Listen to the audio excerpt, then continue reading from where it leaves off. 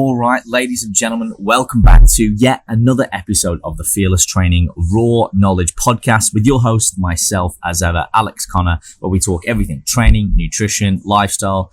You know the drill. And I'm back with another fantastic guest, and we're covering probably a topic that is not covered as much as I think it should be. And I'm here with Mikki Wescombe this morning. We're at EMF again. We're at the cafe. Mikki, thanks for joining me. How are you? All right, I'm good, thank you. Thanks for having me on. I'm actually really excited to talk about what we have in store today. Yes. It's what, like you said, it's one of those things that isn't really talked about very often. And I think because of that, there's a lot of misinformation being shed out there as well. So hopefully we can shed some light on that for people today. Definitely. As always, we'll do some myth busting. We'll give some context, and I'm sure we'll have some nice packaged takeaways as well. Always takeaways. I don't think it's really worth a conversation if someone can't take one or two things out of this. So, yes. Yeah. Very true. Very true. Well, apart from, I guess I'll note for the audience, the bit of the ambiance music that's going on. There is a couple of beeping and whatnot, but I've edited it. It will be good. It will be manageable. It was like when we did Your Other Half, Will. We had a little bit of ambience. I think that was really good. But just a heads up to the listeners. So let's start off as we always do, Mikki, just to give a bit of context first to you. Tell us a bit more about you. Tell the listeners about you, who you are, what you do, and more importantly, why you do it. Okay, cool. Why I do it? I actually don't get that question very often. Really? It's really like, who are you? What do you do? And that's pretty much it. Oh, no, why is the most important. That's the key. Yeah. So my name's Mikki, obviously. I am a co-director of a business called Nexus Performance with my partner, Will, that you've had on this podcast before and done some YouTube videos and stuff like that with your training. So we co-direct a business called Nexus Performance, where we specialize with performance-based athletes, specifically in the powerlifting and strongman realm. But we also obviously handle a lot of general population people, usually the partners of those athletes or just people wanting to take their training to new heights. You've probably found this yourself in the fitness industry, but I feel like there's certain levels of trainers. And like once you kind of reach your pinnacle with one trainer, you want to move on to something that's a little bit more advanced and you kind of want to learn more and try different systems and stuff like that.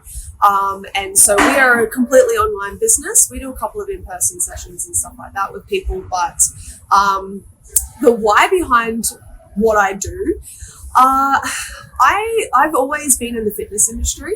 My background is in athletics. And so I actually didn't know what I wanted to do when I left high school. I went through high school and kind of did everything to, go into like physiotherapy, go to uni and stuff like that. And I found like I hated school. I really hated the way of learning through school. It just didn't suit me and what I do. And so it wasn't until I met Will that I kind of established what I wanted to do in life, and that was just build really good relationships and connections with people. I grew up kind of feeling a little bit like an outcast, like I didn't really fit in with people. I was always trying to put on a facade of being like this confident, happy, cheery person, and I always felt like I was just being a little bit of an outlier because of that. And so, I guess I've bridged the gap now and being able to connect with people and help them tune into their bodies and what they do and why things operate the way that they are. And I think when you have a better understanding of self-awareness, then you can actually build better relationships with family, friends and stuff like that. So I don't know, I think like I'm actually notorious for going on random tangents. So this will be good. This will be good. I welcome it on the podcast. And I'm fairly good at reining it in, but I am also guilty of it too. But I appreciate you sharing that, Mikki. It's really good. It's important, to really look at the why always, because it sort of gives a bit of an insight to who the person is, because that is really fundamentally what makes the podcast or the information or the education unique. You made some really salient points about, for example, the education system I know that a lot of listeners and myself can relate. I have found that a lot of people who are quite articulate and very creative and go on to help people or innovate or pioneer certain industries, they generally all have these trends in common, you know, where they're sort of like, they're not quite fitting the norm, they're a little bit different, etc. You know, they've not quite found their way, they're trying to do different things. And by doing that, and again, knowing who you are and building those skill sets, you're able to, as you just said, it's really important, cultivate meaningful relationships and actually create a meaningful difference, which I think is really, and really I think important. a lot of that just comes down to, like you said, like learning who you are and learning to embrace yourself and, you know, what you can provide to people. And I think as any new trainer getting into the industry, like it's really hard to find your feet. So like kind of going back to learning how you operate and what works for you is a really good way for you to actually start applying things. And this is actually why I like the topic that I don't know if I've spilled the beads here, like with women's health and stuff like that. No secrets. One of the reasons why I wrote this ebook on getting to know your cycle was because I had no clue. I had no idea. I didn't know anything about women's health. I didn't know anything about the menstrual cycle. Well, I did, but like, you know, I didn't understand the complexities of what we go through. And it was because of this that I felt like as a coach, I wasn't doing my justice. And there was a lot of things that I was going through, which I do explain in this ebook, that I was like, I need to understand like what the hell is going on, because I don't know why I'm reacting the way that I'm, like, why are these things happening to me? What is going on? And I still don't have the answers to all of those things as well. Like, you might ask me a couple of questions and I'm happy to say I don't have the answers to those. But it's funny because science also doesn't either. Like women's like menstrual cycles and what we go through, like our hormones are always changing over different, you know, days essentially, whereas women, for men, it's quite stagnant. It doesn't really change across the month. So, you know, for us to get like a lot of scientific evidence to support what's going on in our cycle, we need to get people coming in at the right time of the month, at the right day, and have that data track consistently over and over and over again. And even then it changes every single time as well. So, you know, that's why I don't have the answer, is because science it's really hard to get that answer definitively, really.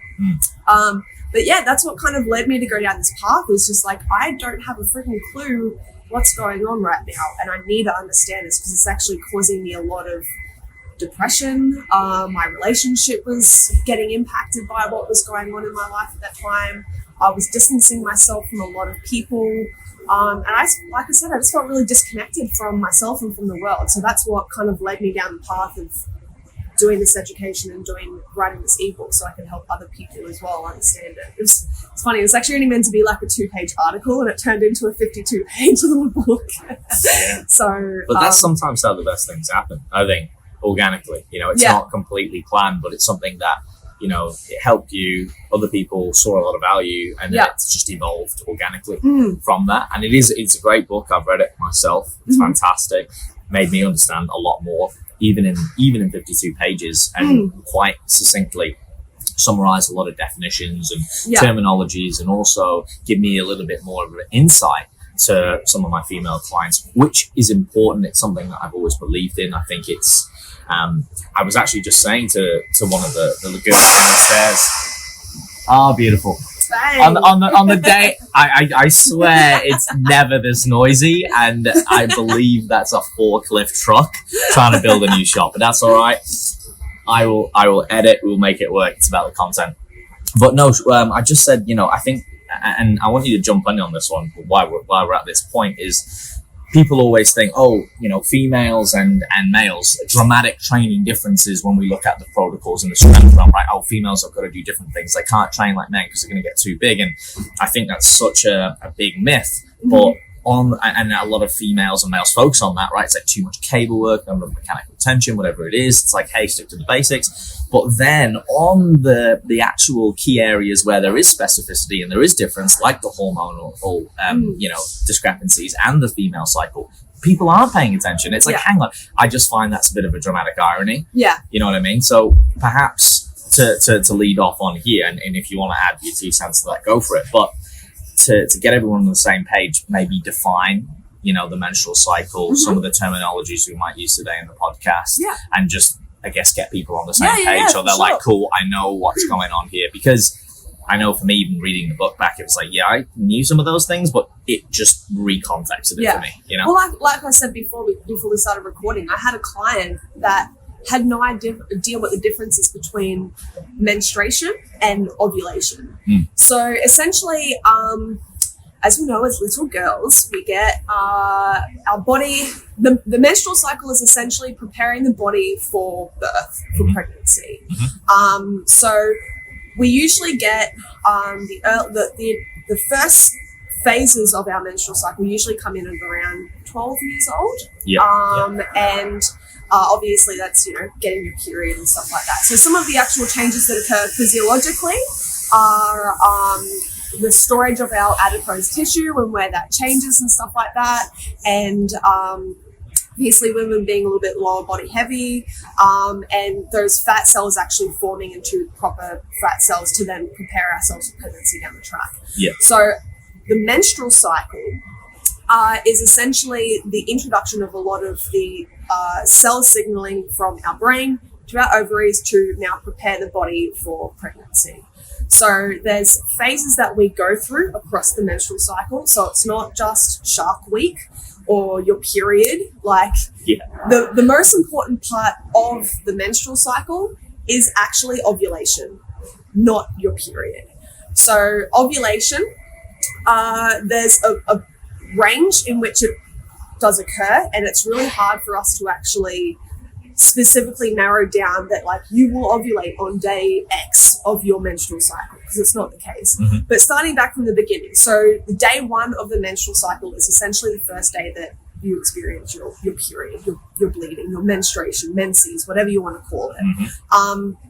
And that can last anywhere between 3 to 5 days on average, but can go up to 7, even 8 days. I have seen longer as well with people. And the reason why these change is either differences within the hormones that are happening at that time. And this is why I say science is actually really hard to determine what's going on.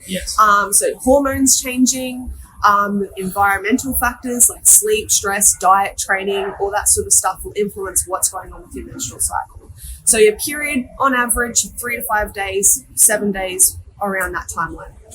From there, we go into our follicular phase, or the coming into ovulation, essentially. So once your period ends, your body will actually we see a rise in estrogen, and your body will actually start to prepare itself for ovulation. So you'll notice changes in your cervical fluid, and women, it's actually really important that we actually start to learn to understand what's going on with our cervical fluid and why that changes. Now, it can be considered gross or messy, but all you really need to do is just when you go to the toilet, just you'll notice differences and changes within your cervical fluid.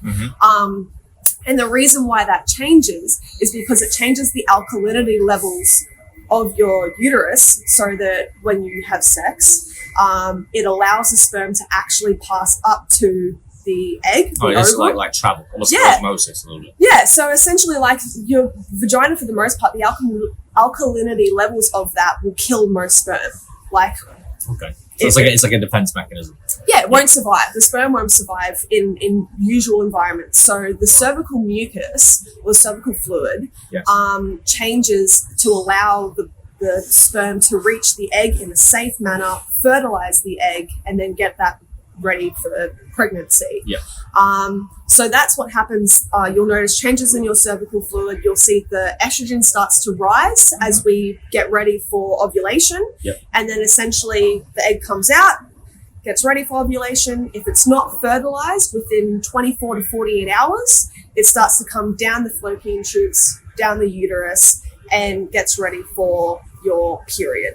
Right. So what happens then is your cervical mucus will change as well. It'll go from being like a tacky, liquidy cut consistency to more of a thicker kind of consistency as well. Like a mucusy. Yeah, like a mucusy type thing. And then the uterus lining as well will actually start to thicken. And that's when we start to get back into our period phase as well, or the luteal phase. Mm-hmm. So if the egg isn't fertilized, ovulation is passed. Usually from day 14 to 16 of the menstrual cycle, we then go into the premenstrual cycle or PMS phase. It's not period mood swings. I need to reiterate this. People like to create acronyms, don't they? Yeah, exactly. Yes. So at that stage, we actually see a crossover between estrogen coming down and the progesterone coming up. So it's like a crossover between those two hormones, those two sex hormones that are primary hormones that women produce. Mm-hmm. We do also produce testosterone as well. It's obviously just a much lower dosage to what men have. Yes. And you'll actually find that testosterone rises around ovulation because it's also your body saying, hey, baby, like, let's make a baby. Yeah. We're ready for this. The egg is ripe. The egg is ready. You'll see a rise in testosterone. Essentially, your body is like readying itself. It's primed to make a baby. Yeah. And if that doesn't happen within a couple of days, then we see everything starts to clear out. It starts to cleanse and starts to get ready again for the menstrual cycle. And it goes through that period. Yeah. So there are other changes that happen, like rises in our core body temperature, and a lot of other things as we go into the later half of that menstrual cycle, which is essentially getting the body ready to, like I said, go through that process again. So, like I said, the thickening of the uterus, the lining of the uterus, the changes in body temperature, the changes in mucus, and then the rise of progesterone as well. The main things that we see, but you'll also notice, so the things with like estrogen and progesterone is like the yang to the yin of estrogen. So estrogen influences like serotonin and dopamine and stuff like that, which obviously makes you feel really, really good. Yeah, the feel progesterone progesterone's the other end of the yang. So it kind of calms you down, gets you a little bit more like relaxed, fatigued, all that sort of stuff. Good analogy. So when we see progesterone rise, you'll also find that you may be a little bit more tired, you're a little bit more fatigued or things like that, and that's often when we come into those 3 to 5 days before our period starts again. We'll also see things like changes in your appetite as well, changes in your metabolism, and of course the changes in your body temperature as well. So like you'll actually start to become almost like a furnace, like you start to burn up and get a little bit warmer. Is that sorry to jump in, is that like a hot flush, or is that something that happens in menopause? That's a different thing. No, so menopause you get the hot flushes. Right.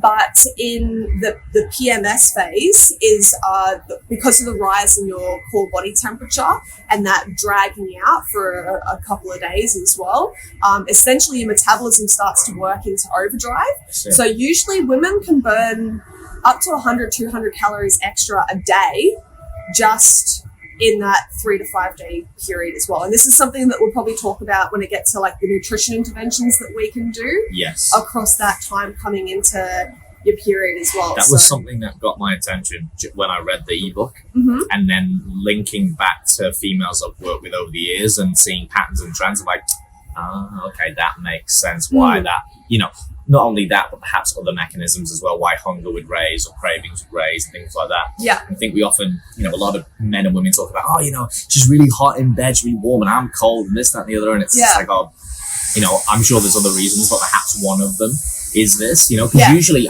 females, they run very hot. Yeah. They seem to be like hot water bottles in bed.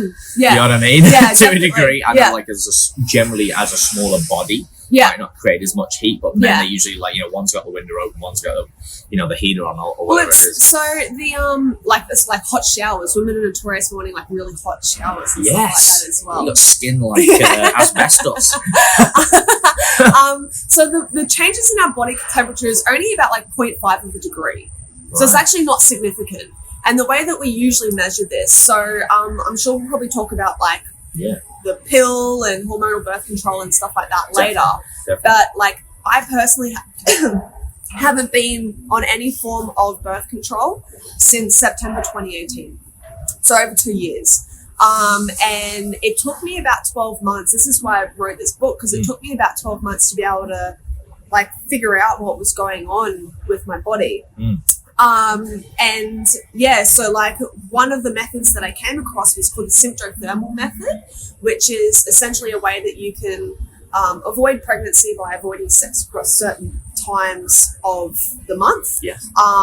Or using like the pull-out method, or like, things like the pull-out method. The pull-out method, it works, It's a right? method. It is a method. It is a strategy. It is a strategy. A lot of men are not good at it. But if you're going to have sex across the time where ovulation is occurring, that's essentially, or you use a condom or something like that. I actually have a question then. Sorry, I wanted to ask this earlier. You might already be getting to it, and I butted in, as always, earlier. But when we were studying this at school, and even in Wintec, where I studied in New Zealand, there was...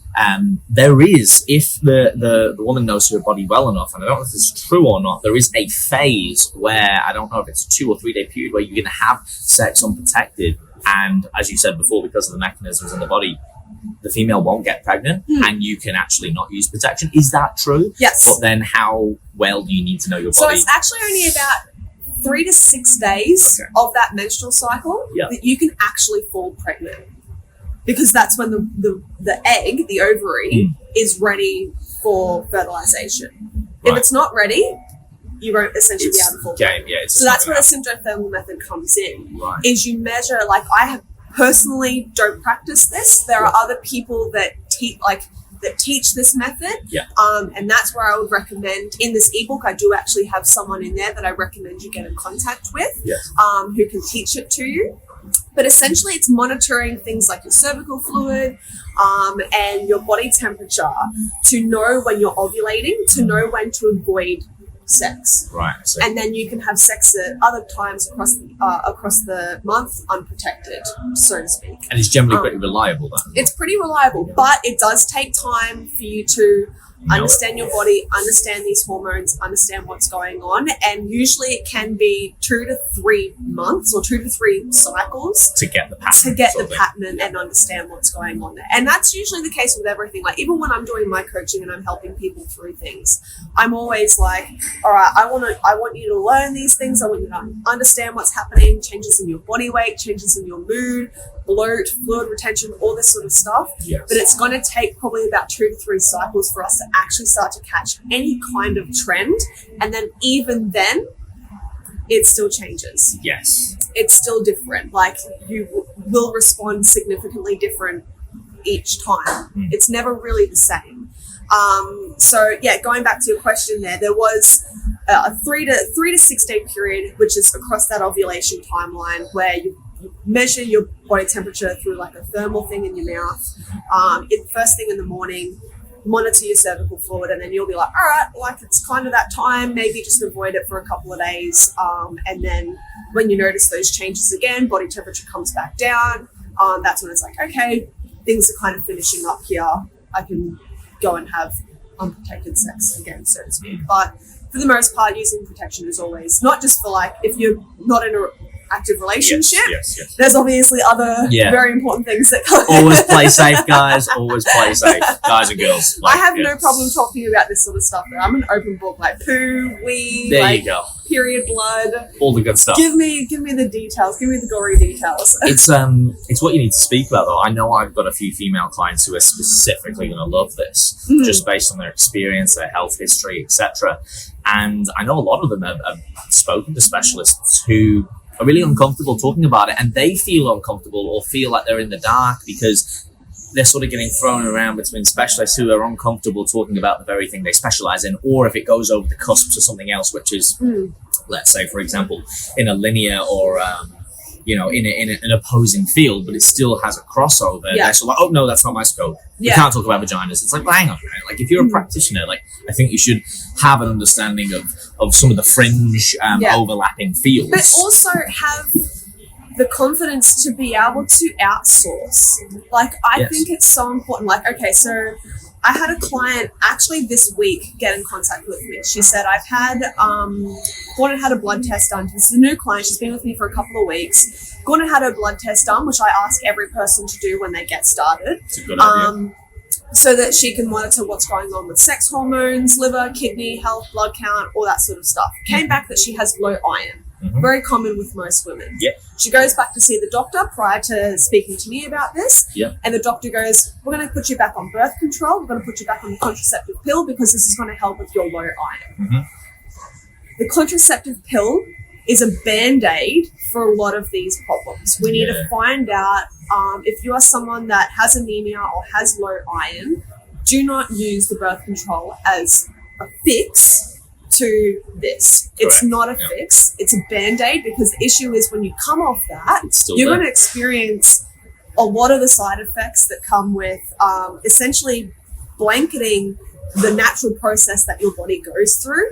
And what the, going back down another topic here, but what the hormonal birth control does is it essentially is a synthesized version of your natural hormones, and it stops the cell signaling from your brain to your ovaries to produce that hormone. So it's not, your body is no longer producing normal levels of progesterone and estrogen. And because of that, when you come off the pill, all of a sudden your body's like, oh shit, like, sorry, I have a funny mouth. No, go for it. It's explicit. It's not PG. It's R18. But your body is just like, oh my God, what is going on here? Like now all of a sudden we have these hormones coming in and it's just like a rush of release of these things. And that's where you can experience, like, my side effects was cystic acne to the point where I'm still going through a lot of scarring and processes with that. Chronic fatigue, just the list goes on with the stuff that you can go through by coming off this pill and not having an understanding as to what's going on. So if you do experience low iron, dietary things, training, proper sleep, good stress management, getting a good variety of like vitamins and minerals in. Of course, your iron-based foods, red meats, spinach, all that sort of stuff, fishy, like fatty fish and stuff like that is a really good option. You get those in, you should start to see an improvement in a lot of these nutrient deficiencies. And if that's still not quite where you want it to be, then iron supplements are always available. Like I have a multitude of friends and clients that take iron supplements year round just because, unfortunately, they do have naturally low iron.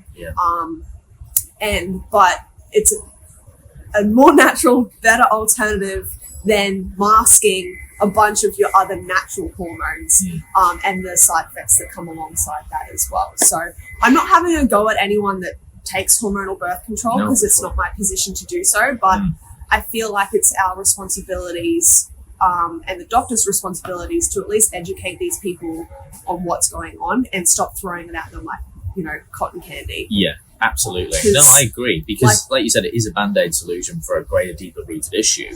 And most people want to turn to the magic pill, the magic solution. I think the issue is with doctors, they are programmed to match a symptom up with a cure. And and it's a very like, oh, here's the A, here's point B, what's the straightest line? Where it's like, hang on. Even if that is an option, you should lay out for the client, for the patient, hey, look, these are the options, not one. Also, here's the pros, here's the cons. And that would be then giving the client, the patient, a much more informed decision.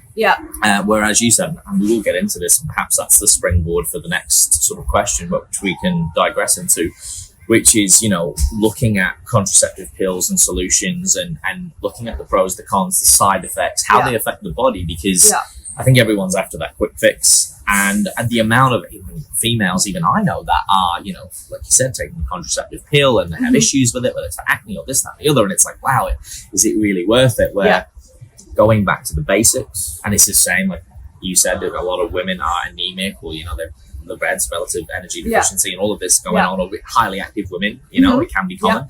Where, and that's where I learned about the female triad back in sports science. I was like, what's all this about? But it's like, well, if we can do this via, you know, foods that are more bioavailable, things that are more naturally occurring. And I say this all the time, and I'll say it again.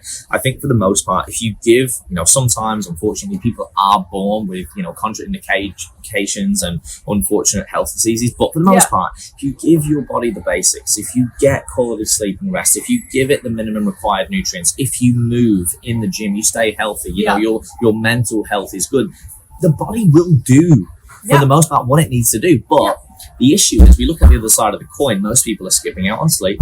They're really stressed. They're not getting the minimum requirements of the diet, even if they're eating quote unquote healthy foods, right? Then they're abusing drugs recreationally, alcohol, all of the other things.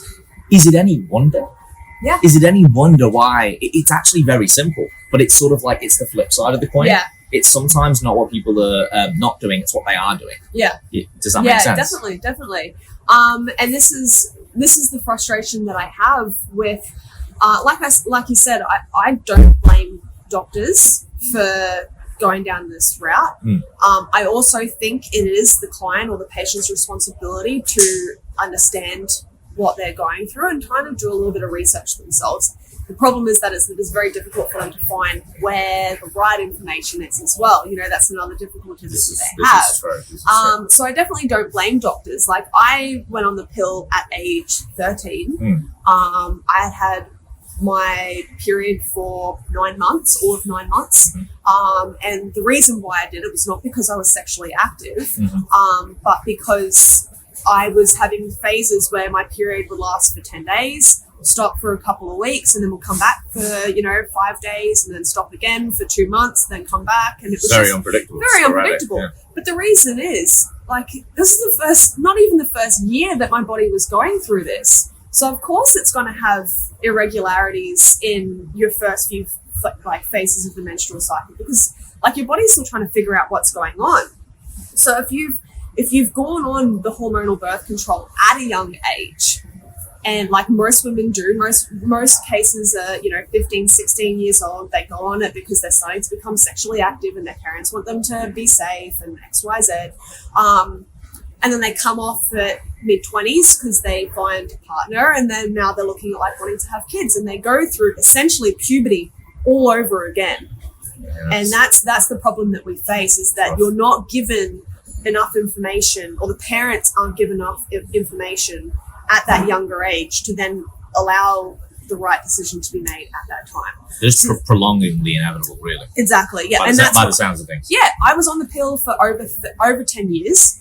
I came off the pill, and like I said, I experienced cystic acne, I experienced depression, I experienced a lot of issues with just overall skin, weight fluctuations, hair problems, skin and nails, all that sort of stuff. It was all over the place. I had no idea what was going on, and it was simply because my body was going through puberty. So you could see how easy it would have been for you to just jump back on the pill. Yeah, and I did. Is it then, I don't know if this is just my mind working, the longer you suppress it, is the worse the rebound is? Is that a fair, or do we not know? No, that's the difficult thing, is that it really is hard to say how everyone's going to respond to certain drugs, right? Like, you can very individualized. Yeah, exactly. Like how your body responds to certain dosing and certain types of drugs and stuff like that is very different. Like the type of drug that I may be on is different to someone else, and so therefore the coming off that will be very different.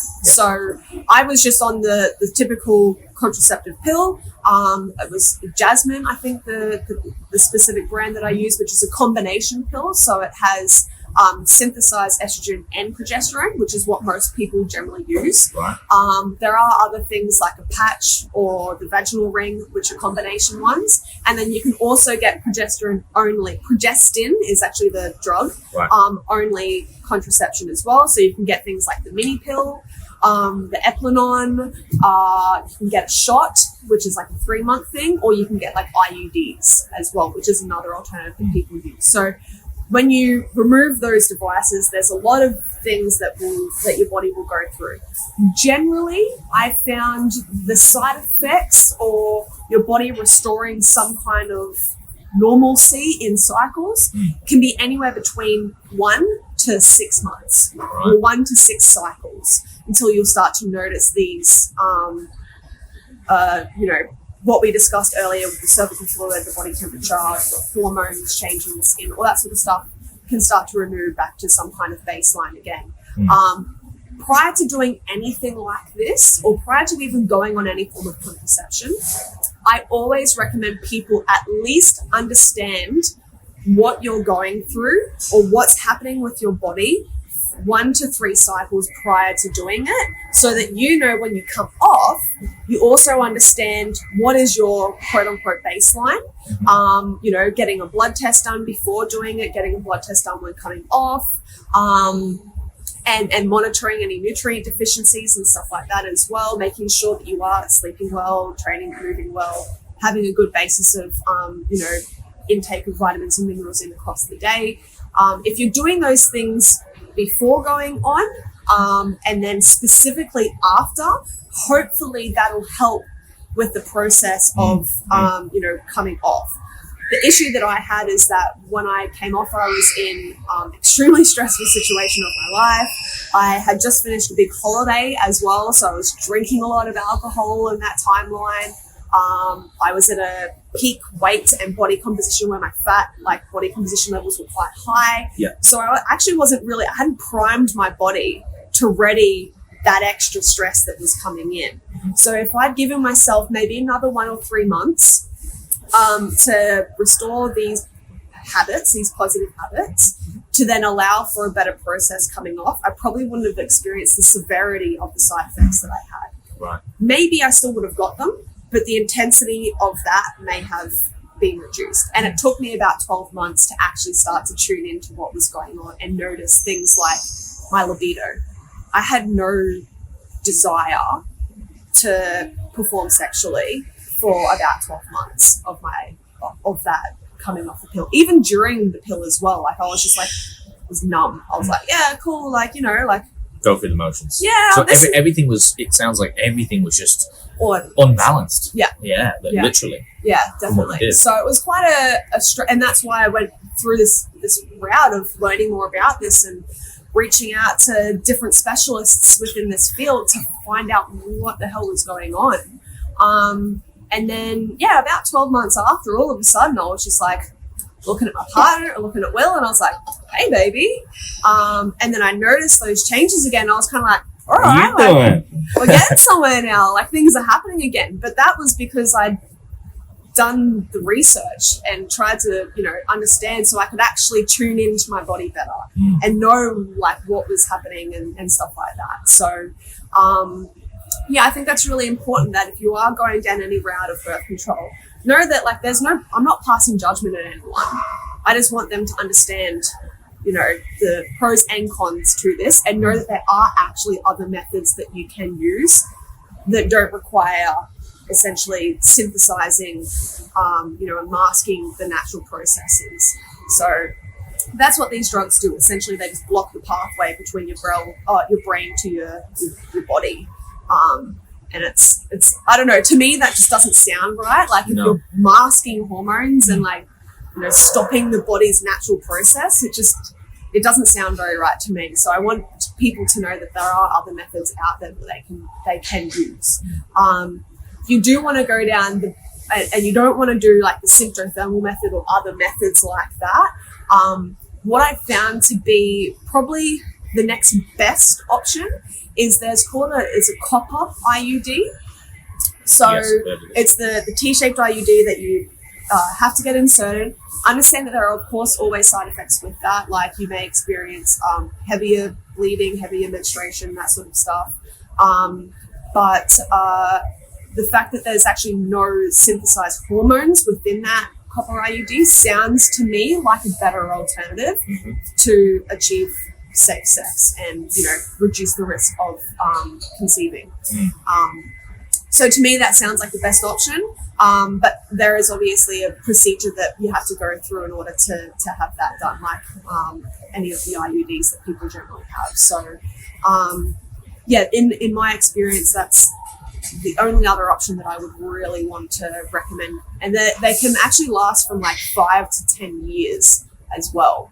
So it's actually like, to me, if you're in like your mid-20s and you obviously don't want to have any kids till later in life or something like that, then that sounds like a really good alternative. Like, I'm in a stage now where I'm like, oh, maybe next year or two, like, I wouldn't mind having a little sprout. So if it happens, it happens. Yeah. So that's why I wouldn't personally go down that route. But sure. I have had actually someone reach out to me personally and say, like, that's something that they're looking at doing now and stepping away from the pill, because they don't remember to take it. And when you're skipping things and stopping things and stuff like that, it's actually causing more harm than good, really.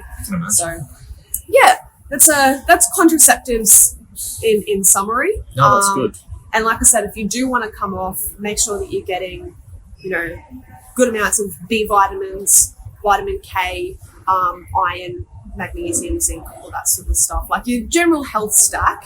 And then just make sure you're getting a good amount of fruits and veggies in across the day as well to support that prior to coming off. So it's things that you probably tell all your clients to do anyways. It's just having them be a little bit more vigilant with it. It's true. It's the basics. So, yeah.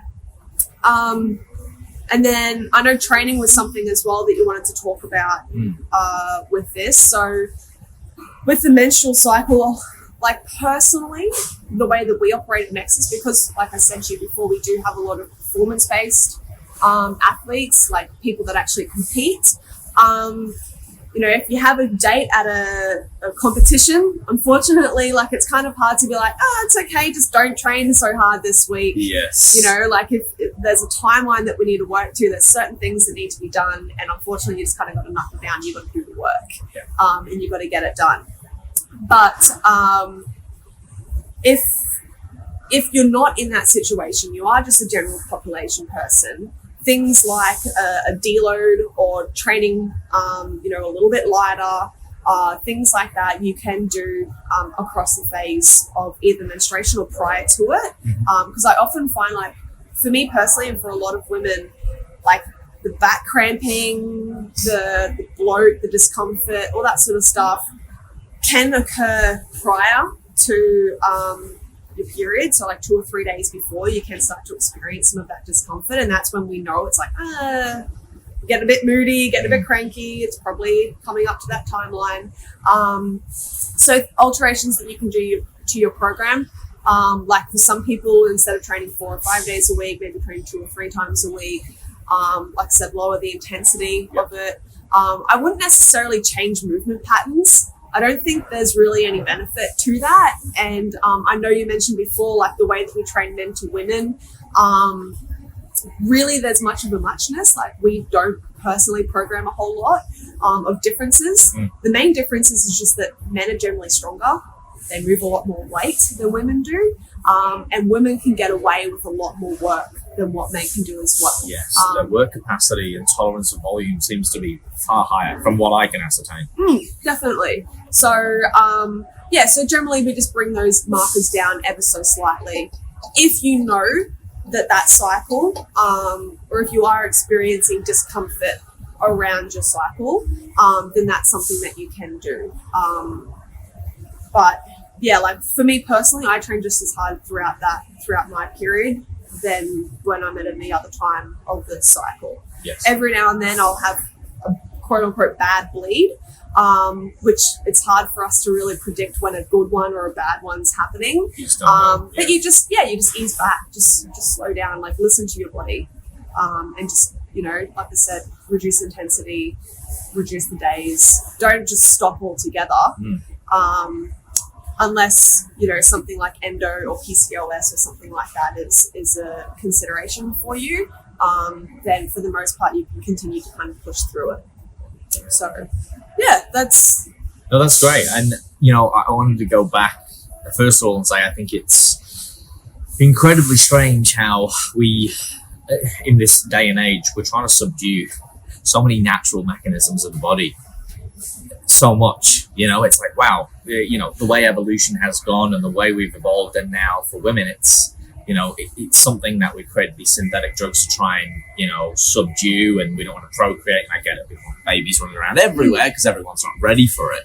But at the same time, I do think it's quite interesting how most people are turning to that again. It's that quick fix, or perhaps it's an easy solution. And I'm sure for a lot of women, it does help. Yeah. But I think being able to have the information, like you said initially, educate people. You don't have to be a rocket scientist, but then you can move forward with a much more informed decision and much more clarity and confidence to be able to go, hey, this is something I want to do, or these are the options, or these are the two, like you said, that's going to work for me, or it's going to be best for my lifestyle. Yeah. So every woman has obviously the right to choose what she wants to do. Yeah. But perhaps that they don't have that option there as well. I just want to say, I really appreciate you going through the basics and describing all that. For people who are listening that might feel a bit overfaced, I think I'd encourage people to listen to it again. Yeah. You don't have to know it like super detailed, but I think most people should, especially females, especially trainers. Even if you're a male trainer, yes, it is important, and you will be able to help your female clients. You'll be able to empathize or have some sort of empathy, which I think is really important. But then also, I think going forward, we talked about some of the options as well, contraceptives. We're talking about now some of the training effects. Yeah.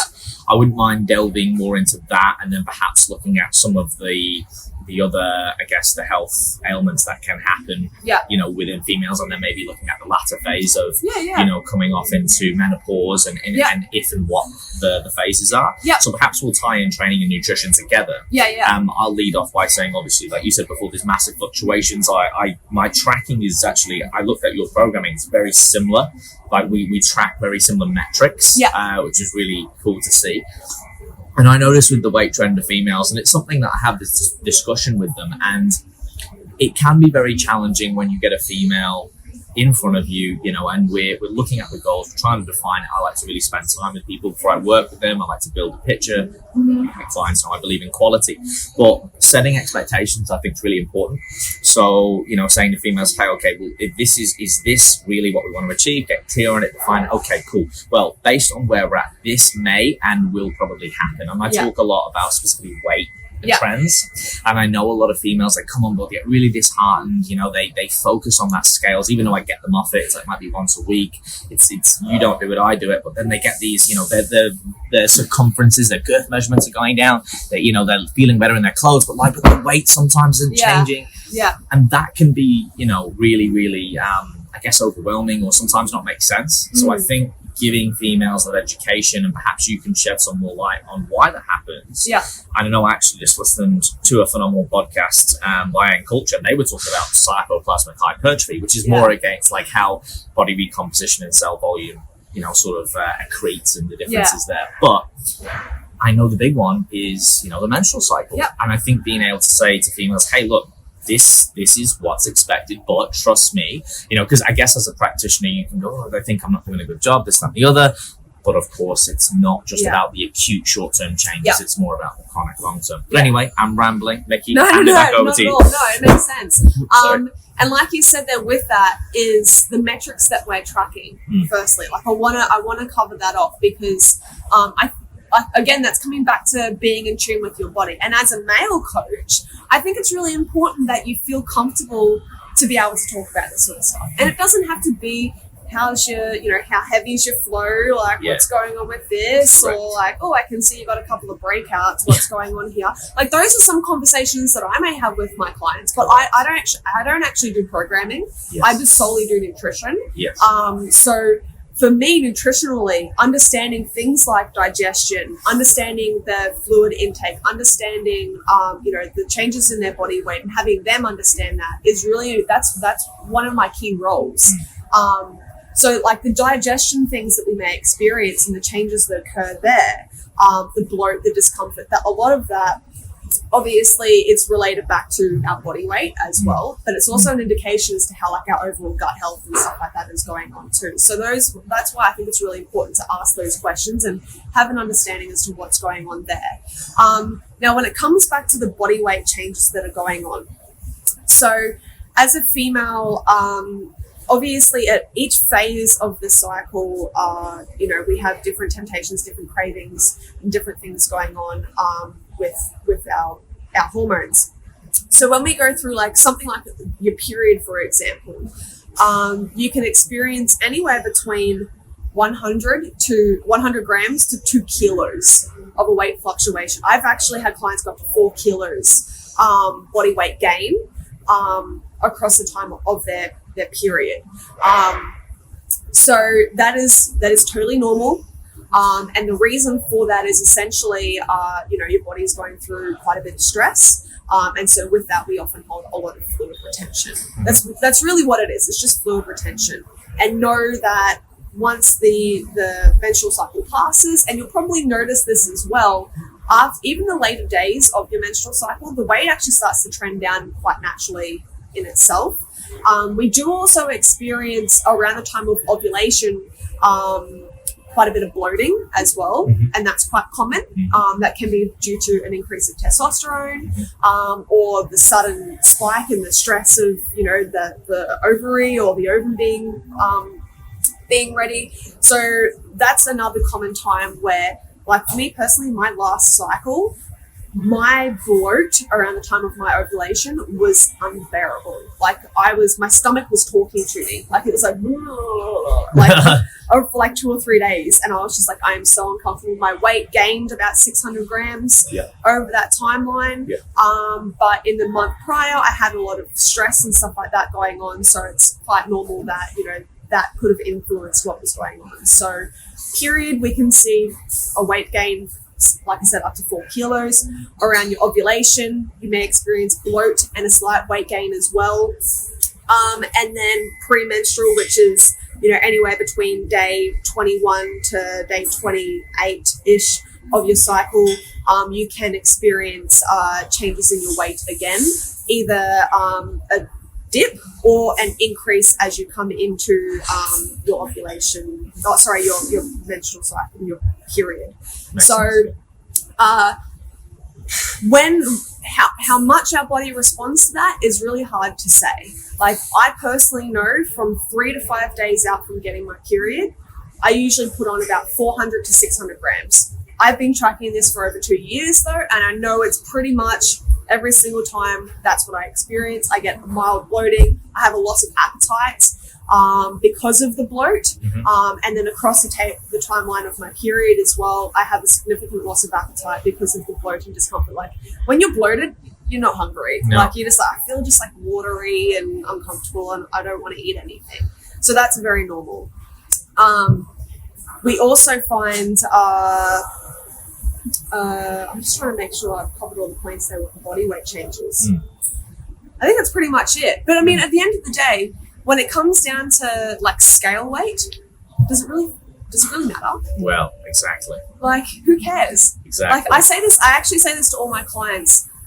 I don't give a shit what your body weight is. And you're not walking down the street there with a marker stamped across your forehead saying, I am 68 kilos, I am 110 kilos. No one cares. No one cares. And if you're saying the improvements in your measurements, your clothes are fitting better, you're more energized, like your photos, like your progress photos, those are metrics that I think are more important that people should actually start to focus on and remove body weight scales.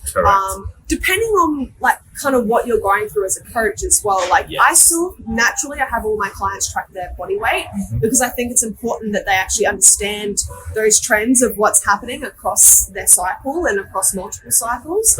But for a lot of people, I've had conversations where they're like, I can't track, like it stresses me out. I get really anxious. I can't explain why the weight has spiked. Why is this happening? And stress about it makes it worse. It's like they're walking the plank. They're like you see them on the scale, like, but I think that's where as a practitioner or a coach, it's the ability to go, this is a tool. It's not a necessity with all the other metrics. Hey, you know what? We're going to remove it. Because for some people, it just takes time to get their head around, even with all the explanation, even with all of the evidence. I think they do get to a point where there's a significant tangible difference, with measurements, with progress pictures, with performance. I often have a conversation with my females after defining what will happen about, trusting the process. It will take time, setting out, appropriate timelines depending on adherence. But I said, let's focus on performance. Because, I use the phrase, the weight will do what it's going to do when we do everything else correctly. When nutrition is on point, when training is on point, and again, it's never going to be perfect, it's undulating, right? Folks, when you are able to move a certain load on a certain lift, right, and you're eating a certain amount of food, your body has to look a certain way. And this is, some of the importance of training, but we're not just putting all our eggs in one basket. And I think as for females, I know a lot of my female clients have really, once they've sort of got their head around that, they're like, oh, I love this now. It's performance, and it's not, we're not like to the numbers, but they really enjoy getting strong. They feel empowered, then they start looking better. They reduce stress. Now they trust the process. And there's this beautiful sort of momentous effect that happens. And then it's like, seeing is believing. And now I'm like, you were invested, but now you're really invested. And it's funny how results improve adherence over time. Yeah. It's funny. There's actually two little sayings that I like to use, one of which is from Will, and that's building momentum. # building momentum. Yeah. So, like you said there, like once all these things start to improve, like you have more desire to do it. Yes. Because it becomes part of your habit, becomes part of your routine. You don't think about it because you're just enjoying it. The same thing from life as it is in the gym as well. It's just building momentum. Yes. The other saying that I really like to use is from our nutrition coach, Max, and that comes with motivation comes after action. Stop trying to be motivated to do something because you're going to be, it doesn't happen like that. You need to action. You need to do something. You need to be productive. Yes. And then from there, when you actually start to see the results, that's when motivation kicks in because again, it becomes easier, it becomes more enjoyable, and you just naturally want to do this stuff. You're more motivated and inspired to do that sort of stuff. So take action first, motivation will follow, and then from there, you just continue to build momentum. Yes. How's that for a flowing? Hey, it's good. I was going to say it's flowing very well, but usually it does with like-minded people when we're talking about a topic that we're both passionate about. Yeah. But I do like that one. Yeah. I do believe in it. I think it's great. Action does create momentum as well. There was a friend of mine. He had a maths teacher when he was young. He used to sit there, algebra, those days. I can't do this, And the maths teacher would say, just do something. And he's like, but I don't know. He's like, well, just do anything. And he's like, but why? And he's like, well, because he says action creates momentum. Yeah. And momentum will get you in a direction, and then you can then hone that direction. Yeah. So Max is bang on with that one. Yeah, definitely. Definitely.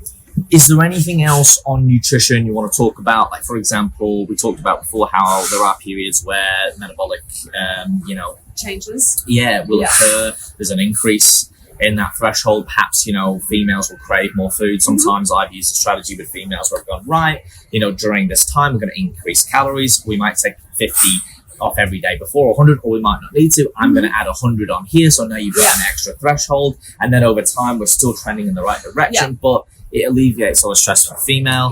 And then depending on certain cravings or hunger levels, it works out.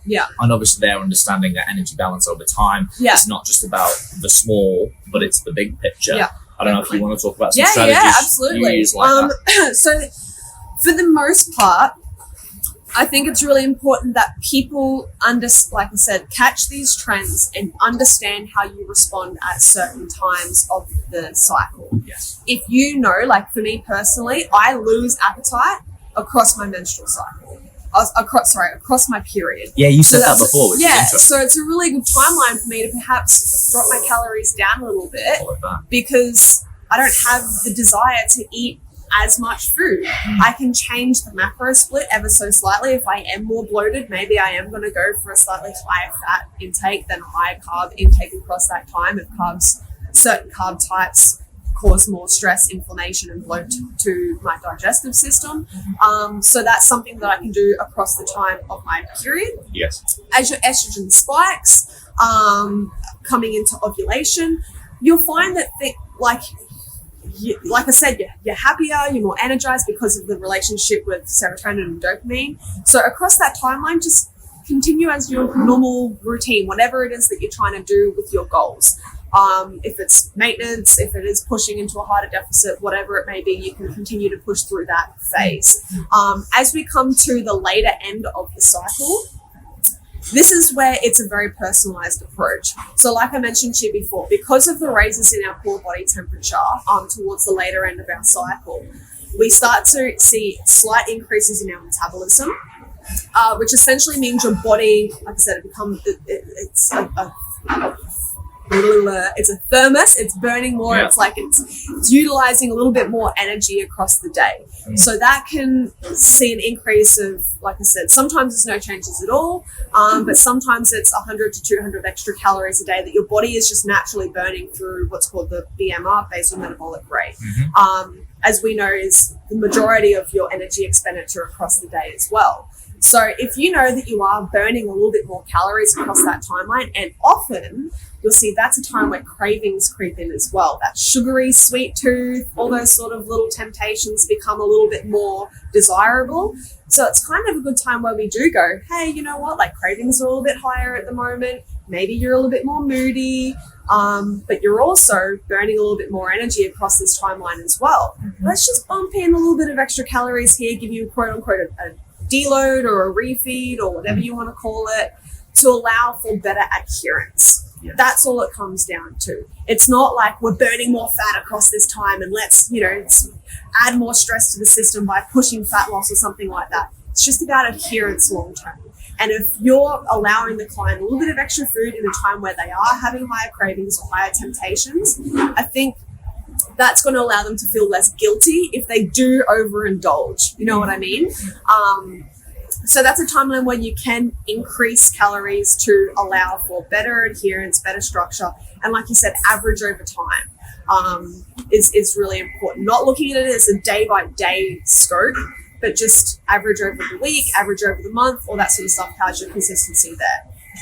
Now, with that being the case, depending on what the goals are, this can also be a time where you perhaps push fat loss a little bit harder because we know that metabolism is a little bit higher. So it is a time where you can go, you know what, like I don't have any problems with cravings or temptations or anything like that right now. I'm going to really hone in on this and utilize this as a time to maybe, stimulate a little bit more fat loss. But it's not really a practice I personally do a whole lot of. My practice comes down to building quality relationships with food, quality relationships with yourself, and building better adherence long term. And usually I find the best way to go about that is just give the person what they need across that 3 to 5 days, sometimes 7-day window where cravings and temptations are a little bit higher, and make them feel good about their decisions. Yeah. Don't make them feel guilty if they are craving something and then you're cutting calories from them and then they're like, oh, but I really want like this little piece of cake or whatever. It's just like, yeah, just go for it. Like if it's an extra 200 calories, like that's not going to hurt you in the long run. Exactly. So I think that's really important. I'm going to jump in there though, because that's something that I'm really passionate about as well with what I do. This small sector for competing, but I talk most people out of it. I use the sort of the 80-20 rule, Plato's law, but it's really important because, I don't know if you know, my sort of pillars of values are like, it's got to be sustainable, flexible, and enjoyable, because otherwise it's not worth it. So for me, I'm like you, interested in building long-term relationships where females and males can have good relationships with their body, their self, nutrition, their training, so they can actually have longevity. To the point where it's not consuming their whole world. Maybe they're a fitness fanatic, but maybe, hey, you know what? They just want to walk around with their top off, looking good, feeling good, go on holiday, be able to go to the gym 4 days a week, 3 days a week, 2 days a week, miss a week, whatever. Yeah, and not feel shit about it. And not feel shit about it. And I think, a lot of coaches in our area who are doing really good jobs, they always have this ethos where it does take time and they're more interested in cultivating and building these relationships via an educational route. Yeah.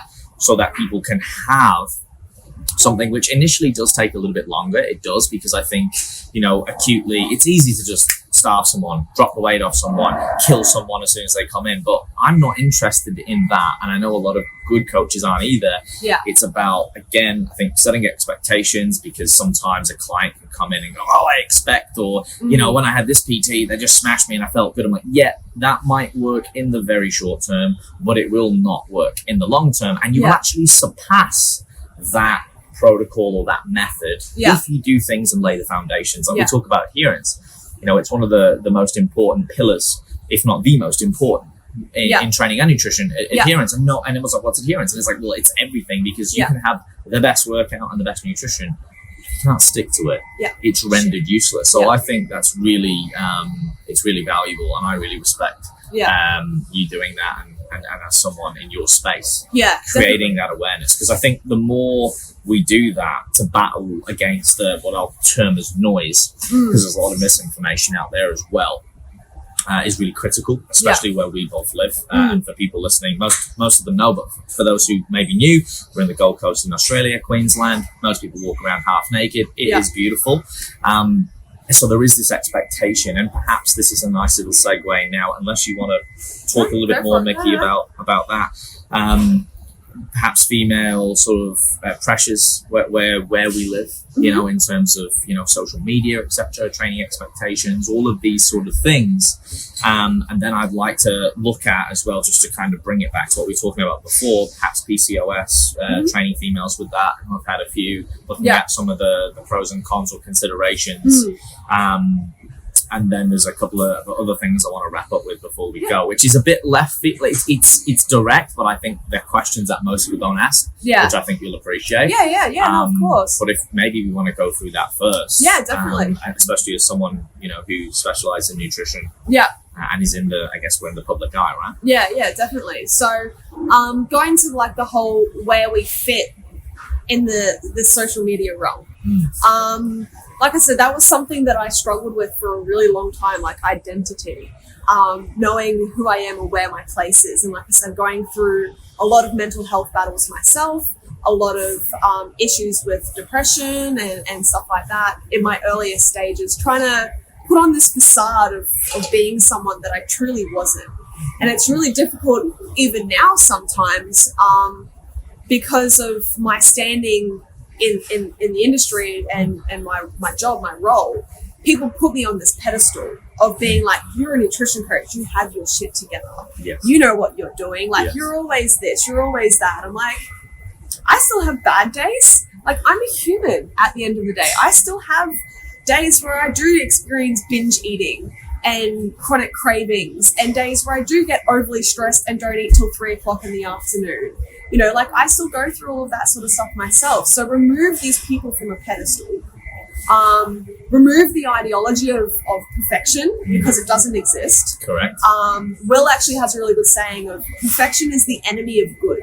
I would rather have someone, like I said before, be 80% consistent and good all year round, then see these fluctuating waves of 100%, and then, you know, the next week they're just off the rails, and then they're really good for a month, and then they're off the rails for 3 months. No, I would rather have someone build that consistency year round and improve those relationships with themselves, their family, their friends, all that sort of stuff, and create a supportive network where they can thrive long term.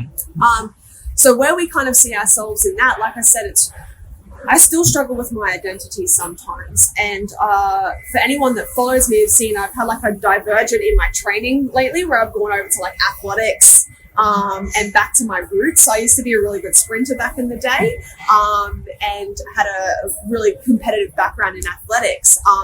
And part of that kind of stemmed from like, you know, I've been with Will for 7.5 years now, and in that time I've seen him become a, you know, incredible bodybuilder, and I got honed into the whole like bodybuilding scene and, you know, like physique and all that sort of stuff, and looking a certain way.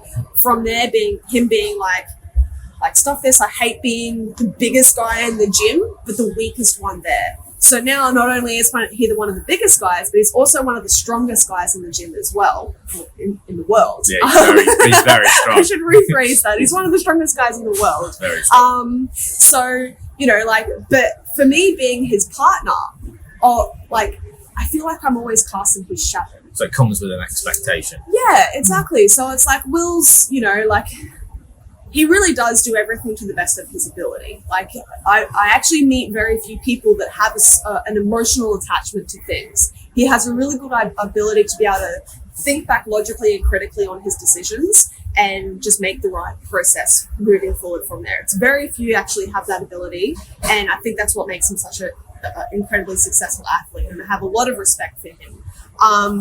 But you know, like our place within there, like I said, I always feel like I'm in his shadow. I always feel like I'm I don't really know where I am or who I am or what I'm doing sometimes because, we're surrounded by all these beautiful people and I don't feel like I uphold a certain standard of what I need to look like or what my knowledge basis needs to be, or essentially like imposter syndrome. Yes. You know what I mean? Like you always feel like you're the dumbest person in the room sometimes, when at the end of the day, I need to learn to, and everyone does need to learn to embrace themselves, appreciate what they have to offer to people, appreciate that someone is listening to you, someone does care.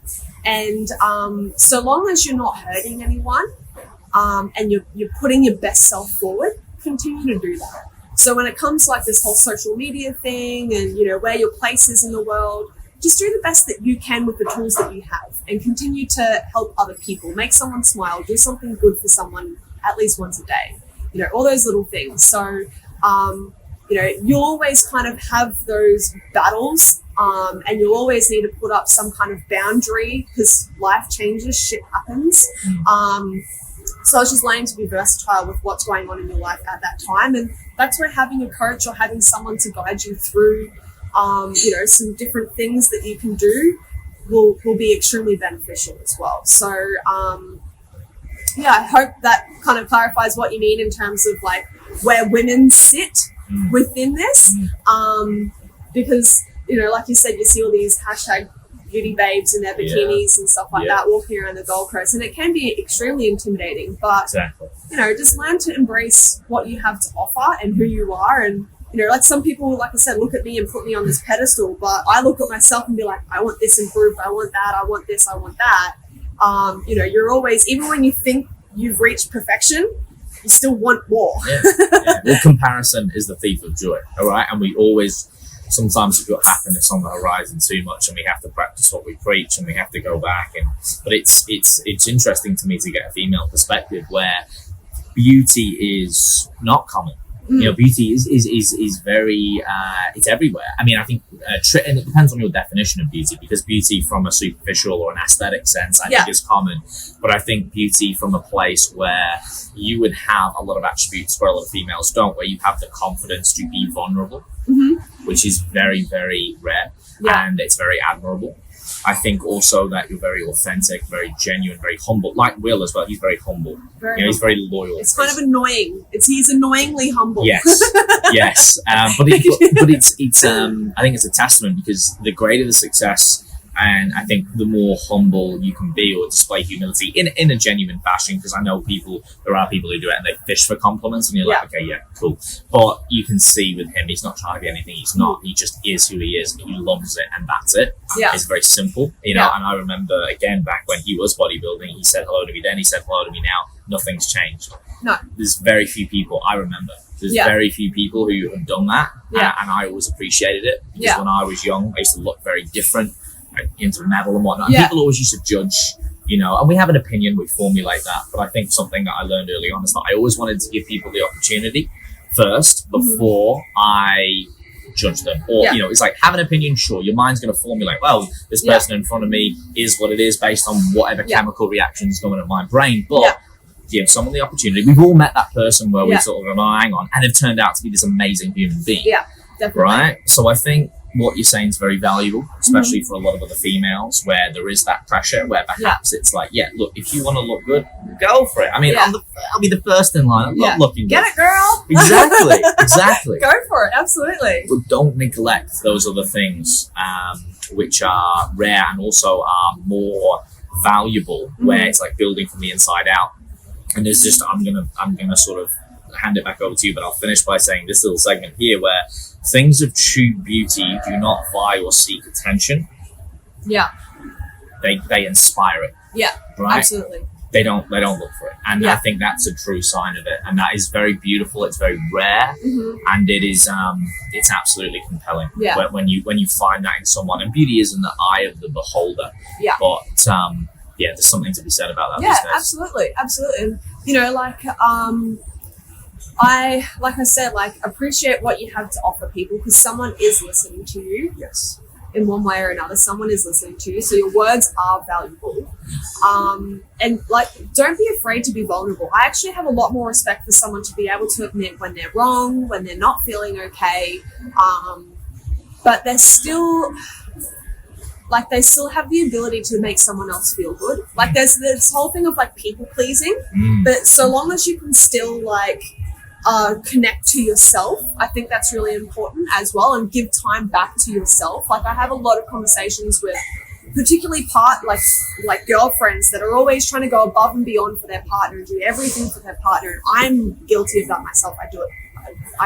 People call me like mothering Will. I really do. Like, I do everything for him that I possibly can to make his life as enjoyable and flexible and whatever is possible. Yeah. But I also have the ability to be independent and know my place in the world, know my worth, and that he appreciates me. And there's a lot of other people out there that do appreciate me. So when I have those bad days, I just know that there is someone out there at the end of the day that does care and is looking out for me and stuff like that. So, and I find that when you're around more positive people like that, more inspirational people, it draws more out of that yourself. Like, everyone knows that person that's just like, every time you see them, they have something negative or they're just down in the dumps, and you're like, I don't like these vibes, man. Like, I don't really want to be around you right now. Like, you're just kind of killing my juices.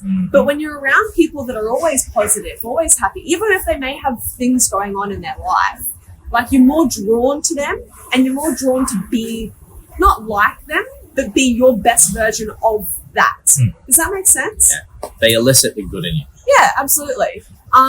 So there was another topic that we wanted to go on, and I've I would love to talk about, in essence, of battery life and also time, because I am aware you've got to be on a call at 10. I'd love to, if someone, and we may need to part 2 this as well, because I'm really enjoying the conversation, Mikki, and I know, like me, you go off on tangents which are really good, and this is long form content, and that's the way I want to keep it. It's organic, it's real, it's not so pre-scripted. You know, we know what we're going to talk about, but we just go with the flow, and then we inquire on these interesting topics. Yeah. But I'd love to perhaps and we might not do it justice, but touch on PCOS, what it is, how it affects the body, and perhaps some protocols around that, and then we'll get into the rapid fire, and then the last questions. Exactly. So PCOS and endometriosis. Yes. Those are the two most common conditions that we see women experience. And I actually want to preface this by saying, one of the issues that we find with people going on the pill at such an early age is that we're actually not able to identify those that do have PCOS, endometriosis, or other autoimmune diseases. So that's one thing that we actually really need to just firstly identify and give your body time to work out whether or not this is actually something that you're experiencing. Because up to about 20% of women do experience PCOS or like symptoms. Yes, I'm trying to plug some power in here, but I think it's going to be a bit short. No, that's all right. It's all right. It's fine. We got time. Okay, so PCOS is polycystic ovary system. Syndrome?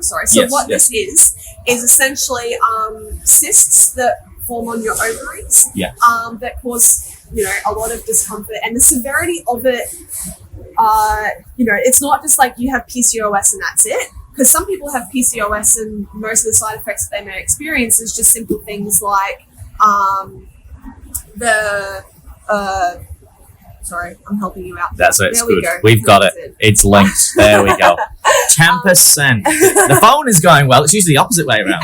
But anyway, no, because this is good. Yeah, so PCOS, the side effects that we may be experiencing from each phases of that is very different person to person. So you could just be having, mild bloat or discomfort around the time of, having sexual intercourse or your menstruation and stuff like that.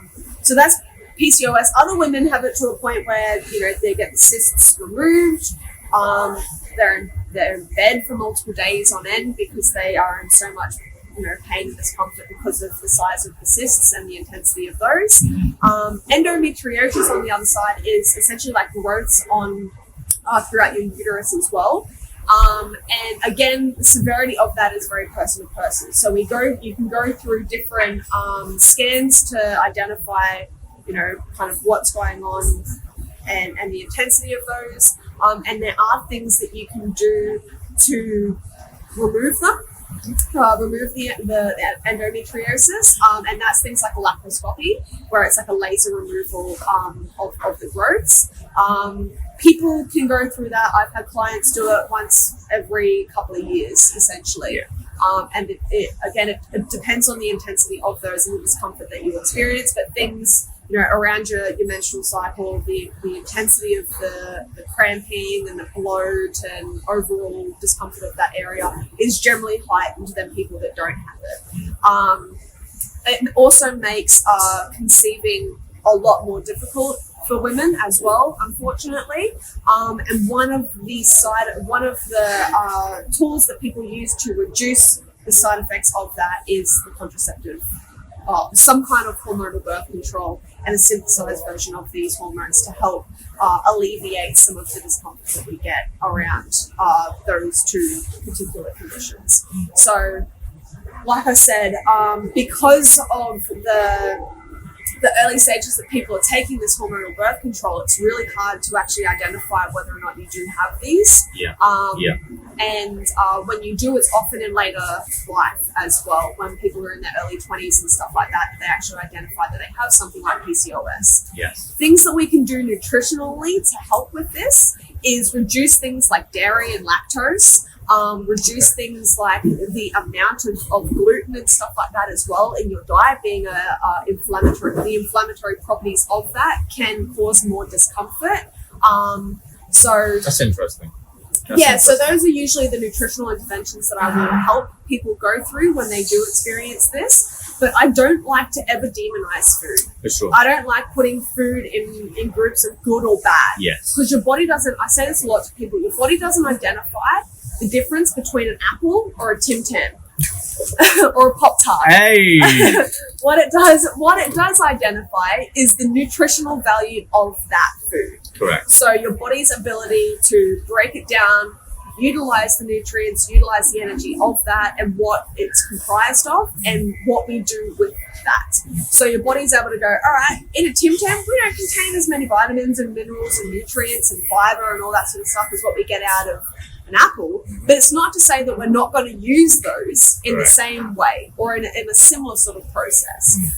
Whereas an apple obviously contains a lot more vitamins and minerals and good things that your body is going to be able to use to help with the function of cells and all of the other amazing things that vitamins and minerals do within our body, which I can go on a massive tangent on with that alone. So that's where, like I said, avoid demonizing food groups, but if you do experience something like endo or PCOS, have a look at some of the deficiencies that you may be experiencing via a blood test or something like that, and then apply the right tools to help with that. So sometimes reducing gluten, I'm not saying go full gluten free, but reducing your intake of gluten, reducing your intake of dairy-based products can help with some of the discomfort that you get around, the times of the cycle that you experience discomfort, essentially. Right. So, like, I personally actually don't have a lot of gluten or dairy in my diet. I don't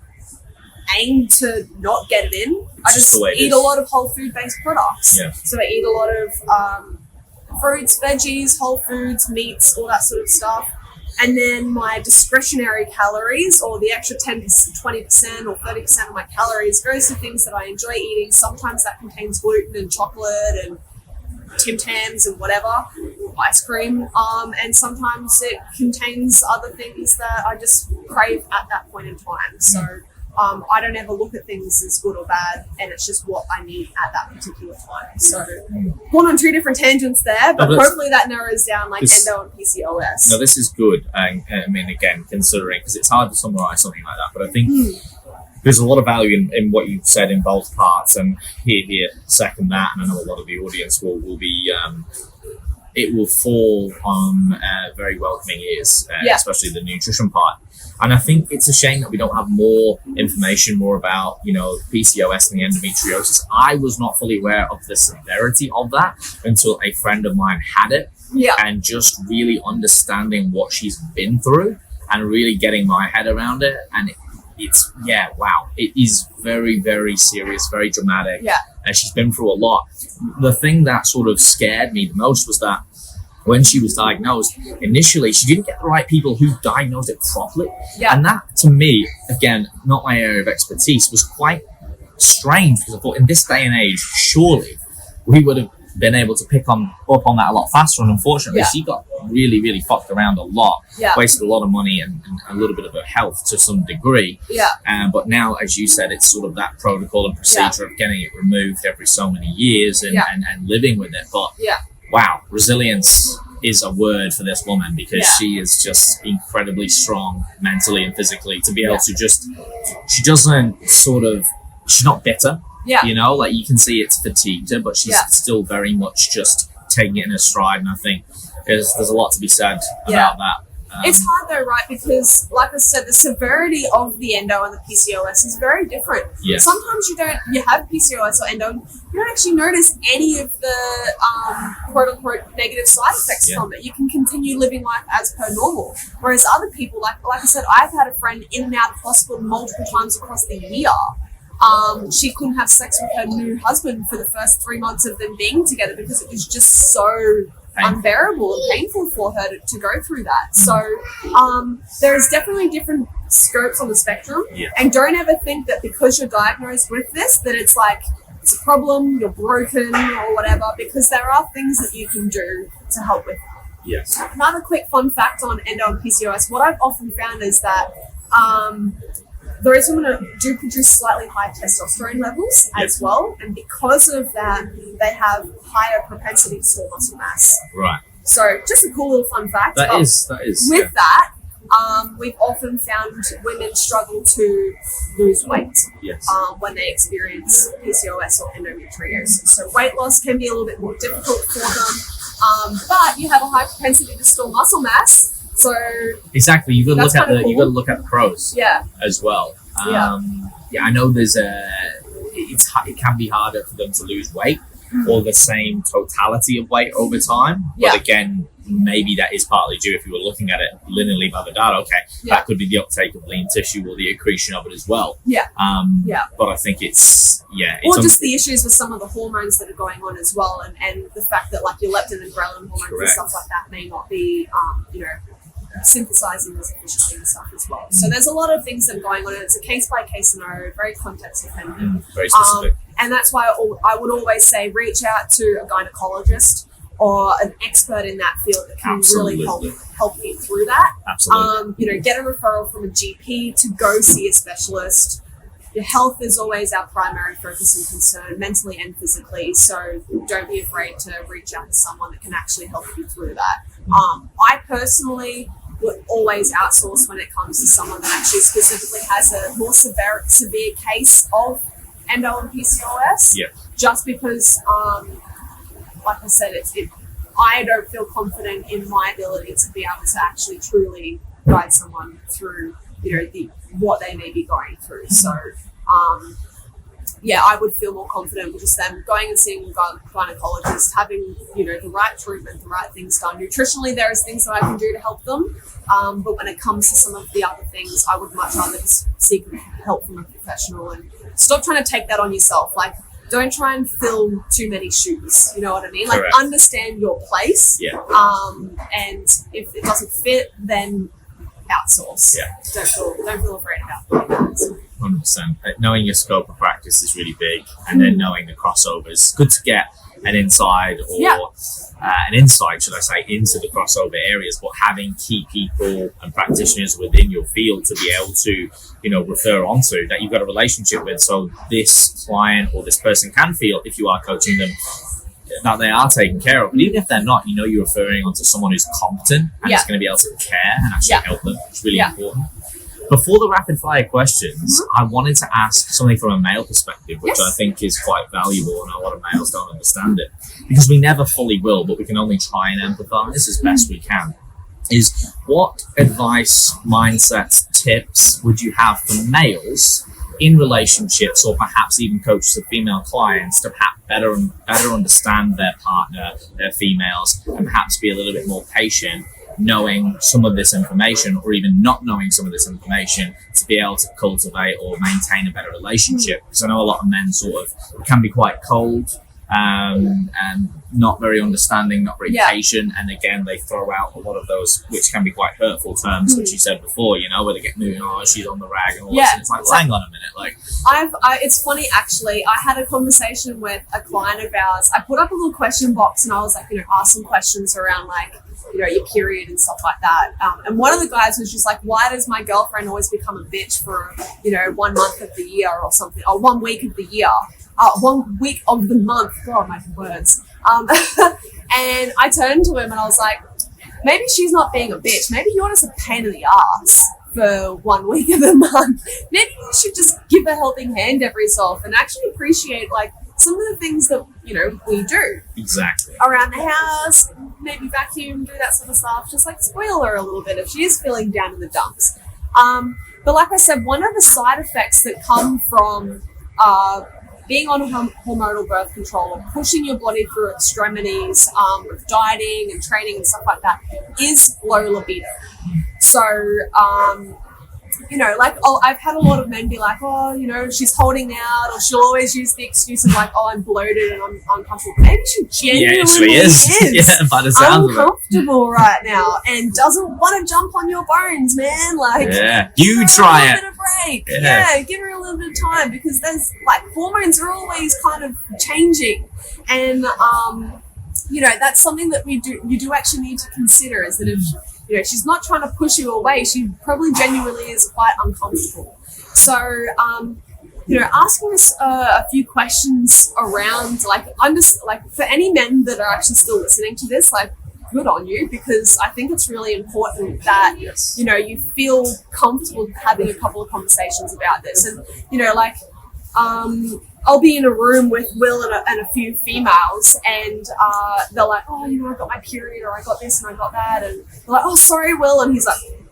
I don't care, like, you know, like, it doesn't gross him out. It doesn't faze him. Don't be grossed out by it. Stop considering, because actually back in ancient times, certain villages, whenever women would go through their period, they were actually removed from the village and had to live outside of the village, because it was considered unhygienic or gross or disgusting for women to go through like their period or something like that. So even though it's a completely natural process, but we were almost like abolished and considered to be like gross monsters or something like that. So actually just understanding, you know, the changes that are going on within our body across that month will dictate, you know, how our moods are, and it's not something that we're trying to necessarily push people away, but just know that that's why things may be, you know, changing, and understand those fluctuations in hormones, like the yin to our yang, and know when things are happening and stuff like that.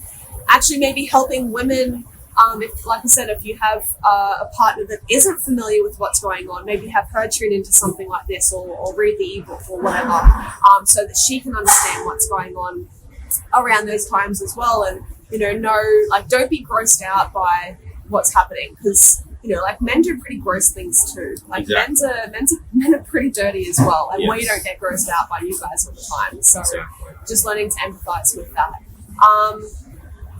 In terms of other things that I think men can do, at the end of the day, I think it just comes down to, you know, like, being better informed as to what's going on across those phases, understanding why we're getting moody or snappy. Don't bite back. Learn to bite your tongue, because I know, like, Will's really good at doing that. Like, if, you know, there's a scenario in this ebook where I write, like, if we're trying to find a park somewhere, and I'm coming into my period or something like that, I'll be like yelling at him, like, there's a park over there, just take that park. And he's like, yes, Mikki. You know, just bite your tongue. He just, like, it's like, you know what's going on, don't play into it, because you know. I think sort of men do, like, we've all done where you're like, don't say it, and then you say it, and then you're like, oh, you knew that was not the right thing. Now you're just waiting for a volcano to erupt. But I mean, at the end of the day, like, I've had multiple conversations with men that are extremely bitter, and they're moody, and they get grumpy and tired. The male period, though. Yeah, exactly. Like, it's just like, you know, like, if you guys are tired and grumpy and stuff like that, we don't always stomp on your door. We're like, oh, why are you so tired? Why are you so snappy? Why are you so moody? Like, yes, we all do. We're humans at the end of the day. And what we go through, there's different phases of life that cause different stresses on our system. So,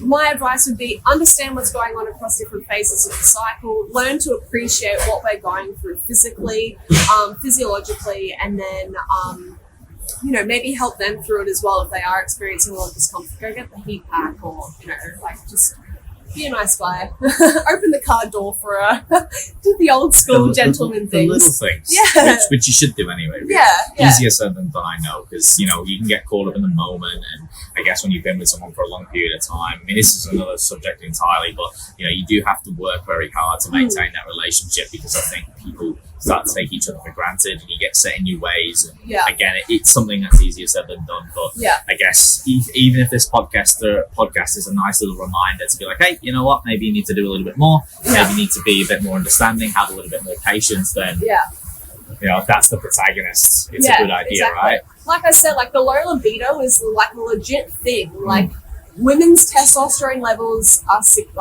significantly less than men. Yes. So, there are points across the month where it does get heightened, but just know that, like, if you've got a partner that's, severely under-eating, she's not getting enough fruits and veggies in, all those sort of things, like that could be a genuine side effect that she's experiencing. And maybe helping her understand that is really important. Getting her a coach, paying for someone that can help her understand what's going on so that she can then improve things herself. Because you trying to do everything for her is also not the answer. Yes. She needs to be able to take action herself and set up those, those right practices. So, that would be my advice with that sort of thing. I'm sure I'll probably think of like 10 different things in the car on the ride home and be like, I should have said that. But off the top of my head, that's kind of what I would say. Just understand what's going on and appreciate it. It's genuine sometimes. Sometimes we are just like, get away from here, you horny horn bag. But well, that's it, but that's all part of the dynamics, isn't it? And that's the masculine and the female energy at play. But I guess there's always more, but again, it's whatever comes to mind, which is one of the best things about doing, Is there anything that you would say as a male that in your experience would be like help women? No, I'm asking you the question. You mean like things that I've done? Like, no, things that you would advise men through, like spinning the question back at you, like things that you would advise men to do in your experience that have helped. I think the biggest one is it comes down to, I think 3 words. It's empathy, understanding, patience, probably respect as well. Because if you, this is why I always ask people why, right? Because if you understand something, you can then have purpose and clarity towards, like, for example, if I say to you, Mikki, and you knew nothing about training and nutrition, I said, hey, we're going to do squats. And then it was just like, okay, cool. But if I'm like, hey, Mikki, we're going to do squats because it's going to improve this, this, and this. The value we get out of it is this. That's how it's going to feel. Here's what the results are. Here's like, I give you some context. You're going to be more motivated. Like, fuck yeah, I want to do these squats. And then when someone's like, hey, why are you doing squats? You're like, not because my coach said so. It's like, oh, well, it's programmed, but the reason why is it's one of the best compounds I can do, right? Yeah. So I think for men who do sincerely want to improve their relationship, I won't go on too much of a rant because I think men are letting the side down, and I'm about to have very, very special and very talented guest on soon who's going to talk all about that, which is really good. Women do love this man because he pretty much gets men on the side where it's like, hey, this is how to actually look after a woman mentally, sexually, every way, because men are really letting the side down. That's awesome. Right? Because female are such beautiful, complex creatures, and I guess as a straight man, I'm very intoxicated in a good way by females. I'm absolutely infatuated with them. I love them. In this day and age, swing whichever way you want, but I just think there is just something so very eloquent about the female energy. That's beautiful. I know I'm on that more of the caring side, so maybe it's easy for me to say, but I think if you're in a relationship with someone, you should have that respect for them to get a bit of an insight. Like, for example, like when you were a kid, I would say, hey, what's your favorite color? What's my favorite color? That just amplifies to the point where it's like, oh, what do you like? What don't you like? What are your patterns? What are your love language? You're going to spend a large period, if not most of your life with someone. You should work on it. And I think the last thing I'll say about that is, it's like anything in life. A business, whether it's your health, why would you treat your relationship any different? You should constantly upskill and invest in it, because it's, people, they work so hard and they just think these relationships fall out the door and go, oh, well, I don't have to work on it now. It's like, fuck no. Like, you should be putting in all the effort there. It's a partnership. It is. And that's what, like, Will and I actually had this Teamwork. conversation yesterday on the drive to the gym. We talked about a relationship as a partnership, and both people need to be getting something out of that. Yes. They need to be bringing the best foot forward and getting something out of the relationship in the long run as well. It doesn't always have to be every single day. You don't need to try and like one up each other. No, exactly. It doesn't work like that. That's a toxic environment. Yes. But there definitely needs to be a pro to, you know, the partnership and bringing the best out of each other as well, and investing the best in each other. So, Like you said, it's a bit of it. It's a yin and yang. I'll have to check out this next episode then when you get the special person. Oh yes, he's very good. He's helped a lot of people, men and females, and that's a bit of an insight. I won't spoiler alert too much, but you really like it. Yeah, I think a lot of people, but it'll be a bit because I'm expanding my guests, because I'm big on, you know, training, nutrition, lifestyle. I always say lifestyle. I want to get guests from all walks of life who can add value from their raw experiences, but also their professions. Yeah, definitely. There's so much to learn. People are so interesting. I think at the end of the day, you get a lot more out of personal experiences. Like the way that you coach will come back to what your own history has been like in some respect. You know what I mean? Like the way that you address people, talk to people will come from past experiences. Yeah. And you just can't buy that experience. Like it's and that's where evidence and science comes from anyway. It's a collection of anecdotal real life experiences documented over time in controlled environments to create what we think we know. And again, it's always evolving. But anyway, rapid fire questions before we wrap up and plug your content. No, these I'm are nervous most about this than anything. You'll like them. I was going to ask you what your favourite food is, one of them, but like I reckon it's 10 times. But no, there's a better one. The first one is quite interesting. I ask most of my guests this one. It's a great one. If you could choose a superpower, what would it be and why? And you can totally make it up. It could be anything. What's the first thing that comes to mind? I know because there's a lot on the table here. Could be completely related or unrelated to what we talked about. Could be anything.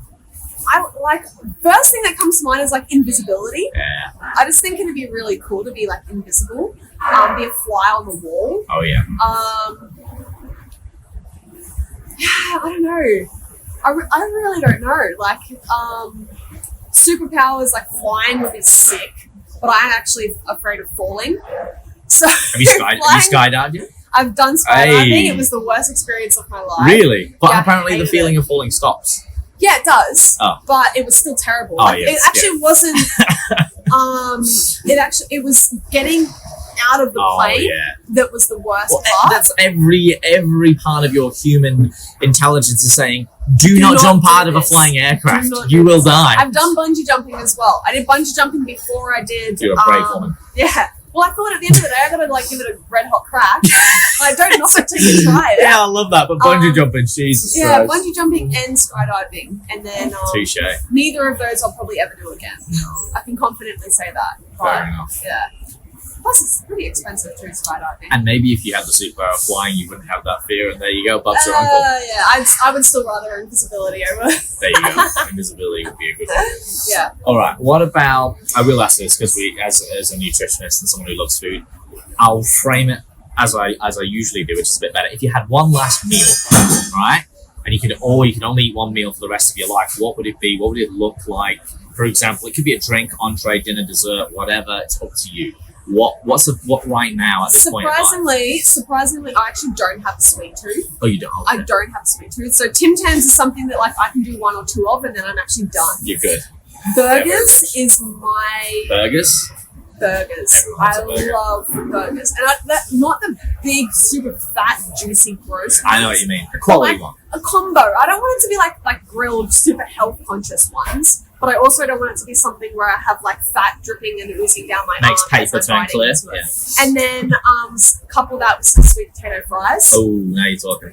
With chicken salt and a strawberry daiquiri. Oh, where do you usually get yours from? My burgers. Yeah, where'd you go to? Do you have a place? There's a few. There's a few that we go to. Like we just go to a lot of different burger places. But where we live here on the Gold Coast, there's a place just down the road called the Burger Shack that does a nice, good buttermilk chicken burger. Nice. It's a good burger. So not super gross, not really big, not heavy, but just a good burger. So that's where I generally go to. It's a good happy medium. Yeah, like it's satisfying, but it's also not like.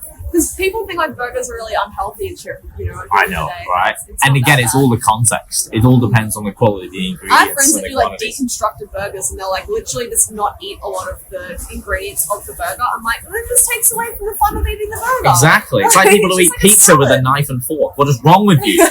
Like, don't. My mum's Italian. You can't do that. Just pick it up with your hands. Otherwise, it's not pizza. Yeah.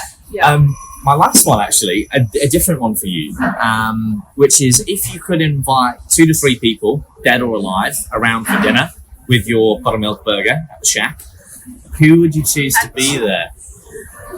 Oh. I know this is a tough question, so it's get whatever comes to mind. I want to go like the Queen. Hey, I think she's had some really cool life experiences. she'd have some stories, wouldn't she? She would be like, a lot of people knock on like, you know, like she's just an old woman and stuff like that now, but she's done some pretty awesome things. Seen a lot of life. I love watching The Crown, and I know that's obviously not a real true portrayal of everything that's kind of happened in their lives, but I there think is some it'd be element. really interesting just to see what it's like having a conversation with the Queen. And more recently, David Attenborough. Ah, yes. I'm a big animal lover, as you know. Love dogs. I volunteer every Tuesday at the animal shelter here on the Gold Coast with the doggos. Both my dogs are adopted dogs. But yeah, so I'm quite conscious on like the environment and animals in general, and I just think he would be such a cool again, someone that's had such a wide variety of life experiences. It's a different realm to the Queen, but if you had those two people in a room, I feel like even those two interacting would be that phenomenal. would just be awesome. Like, I'm actually getting goosebumps now just thinking about how cool it would be having those two people. David, tell me about your time. Well, Mary, I was coming from... But it'd be great, though. Yeah. And I must admit, you know what? That's probably one of the best answers. I mean, Really? maybe because I have an interest in that, not just being British, but I think they are two people who've seen a lot of life, who are incredibly intelligent and articulate, and I think that that combination couldn't not I don't think there's anyone inspire in the world that interesting would want to conversation. have a conversation with either of those people. Brilliant. Specifically David. David's a legend. Like, Even he's just the voice is commanding. Yeah, he's a cool dude. But yeah, I think he'd be a really interesting person to have a conversation with and just find out, like, you know, some of the deeper, darker secrets of what's going on in the world. Yes, absolutely. So, yeah, that would be my two favorite people to sit down with. It's funny because a lot of people would think like someone like, Be you like know, fitness nutrition related. or fitness related. I've had a lot of really cool conversations with really highly intelligent people in the world, in this industry, like, you know, Mike Israel and Eric Hell. Small was lucky to present with Eric over in New Zealand a couple of years ago, so that was really cool just to meet him. And Mike's just like he's just like a bloke, like he's just He's such a funny. dude. He's just such a dude.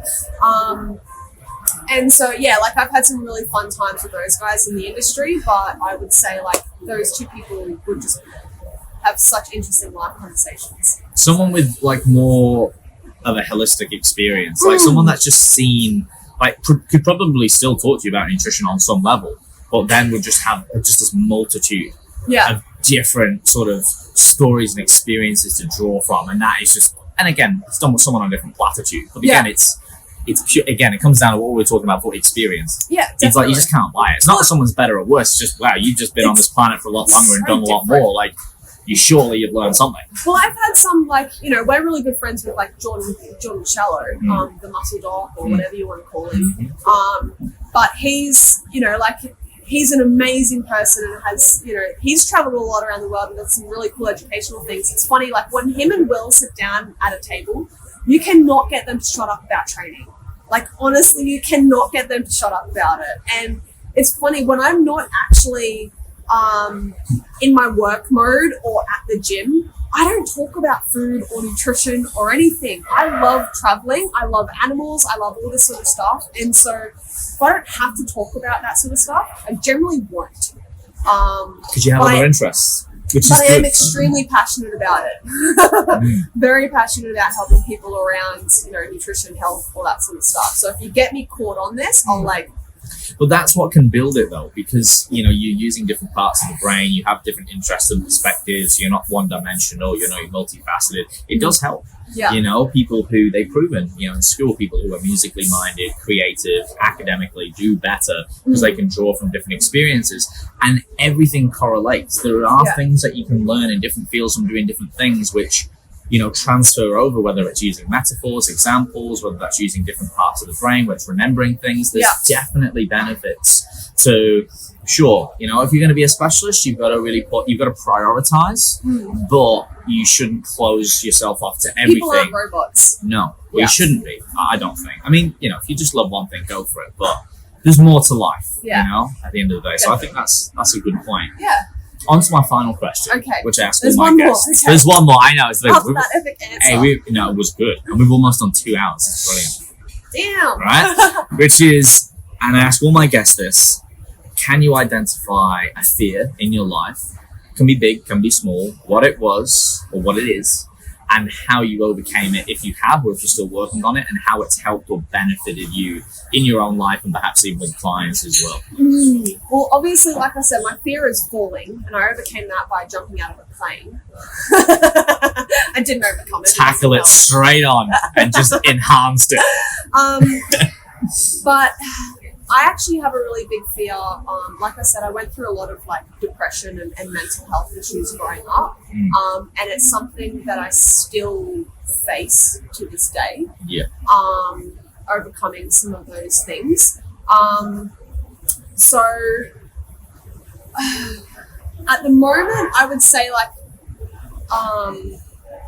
being able to work through that and setting up some boundaries and identifying what my triggers are for that particular mental health, like the trigger for these depression and these thoughts. So like I'm very raw and I'm very open. When I was 16, I was facing suicidal thoughts to a point where I did attempt suicide. I went through, a lot of therapy and stuff like that to overcome it. I was never medicated, but I went through a lot of therapy to overcome that, to a point where in my final year of high school, I actually had to do a speech at a chaplaincy conference talking about my experience with suicide. Wow. And at a 17-year-old girl, with my mum and my sister in the room at the same time, that was a very confronting experience, to a point where now I feel very open and confident to talk about, what I've been through. I'm not saying I have suicidal thoughts at all anymore. I've overcome that, but I still have moments where I feel doubt. But who doesn't? You know what I mean? Exactly. So it's just learning to, like, when I have that trigger of imposter syndrome, or if I have that trigger of like I'm not worthy or I'm not good enough, I just have some really open conversations with the people around me that I know support me the most. So that's what I do to like help overcome it. But I know that that's never really going to go away. It's just learning to manage the response to that. Does that make sense? It does. So yeah, like my biggest fear is kind of like mental health stuff, but I think everyone kind of goes through different things around that. So, that is the human condition. Yeah, and that's what I mean, like being raw and vulnerable also helps you connect with yourself, and you don't have to always be that like Debbie Downer in the room talking about like super in-depth emotional things, because I don't talk about it very often. No, you're very upbeat. Yeah, but like it is there, and it's just learning to manage kind of what happens. And most of the time I'm a very happy, cheery person, really, but I do get extremely stressed out and frustrated and angry and stuff like that when I want to, as well, as you would know. Yeah, but that's good because you're real and you're transparent about that, And I think that helps you build better connections and relationships with people as well. Absolutely. Absolutely. That vulnerability, which we've talked about throughout the podcast, is the key. And I think it is for males, with being the masculine, being the rock. Sure, you want to be the anchor, but if you want to build connection with someone and really build deep rapport, at some point, obviously not always straight off the bat, but be vulnerable, share. Yeah. Share by offering that up on the table. It shows a level of confidence and humility and vulnerability where people can connect, and they will also, if you sort of put that hand forward, metaphorically speaking, they will place the hand, and if not, maybe they're hurt. But if you really want to be open and transparent, there's nothing wrong with that. It doesn't need to be an everyday conversation. No, exactly. Because it's not a conversation that everyone wants to have. It's a time and place. But it's just knowing when that situation arises that you can sit down and have a genuine conversation with someone to explain how you're feeling, what you're going through, end it on a high, because you don't ever want to leave that conversation being like, okay, that's it. End it on with paying someone a compliment or receiving a compliment and making someone smile at the end of the day. My mum always says that to me. Smile. Tell someone, and it's actually frustrating sometimes. I'm like, I don't want to smile. I'm pissed off right now, or I'm angry. I don't want to smile. But then it also is just I need to just take a step back and realize that there's so much more to life as well, and my part in that. Perspective is huge, and it's why we call it the Raw Knowledge Podcast. It's been raw, it's been real. I think that's a really sincere way to end what I think has been a very insightful podcast. So many different topics. I will encourage people to listen to it again, because I think there's a lot of good stuff in there. Are you going to do this in a full 2 hours? I think so. With the long form content. I mean, we could, but I find this is what the podcast is about. I like to talk to people in depth on these topics. I think this is a great platform to do it. We've got the Instagram for the short, we've got the YouTube for the more engaging cinematic, and then for people who really want to nerd out podcasts, they can listen into over different segments. But, definitely. But before we wrap up, where can people find more about you? Where can they find this ebook? Where can they connect with the resources, Nexus Performance, all of that? Yeah. Where's the best place to do it? So obviously the most common socials, Instagram. Yeah. So my Instagram is my full name, just at Mikki Wescombe. That's my personal account where you'll see dog photos and my training and bikini nudes or whatever I post when I do bikini nudes. Not OnlyFans. No, not OnlyFans. Not OnlyFans. So that sort of stuff. And then our business is at nexusperformance.aus. On Instagram and Facebook and all that sort of stuff. I'm on all the handles. My ebook is available on our website, which is www.nexusperformance.com.au. Stupid .au on the end there. It's $5 for the ebook. I originally wasn't even going to charge for it, but then I just thought this thing was meant to be a one-page article, and it's turned into a triumphant thing where I've had so many positive comments and feedback on it. I spent 6 to 8 months writing it, so I really put a lot of time into writing this ebook, which I could probably even elaborate further on different topics of that as well. So that's where you find that.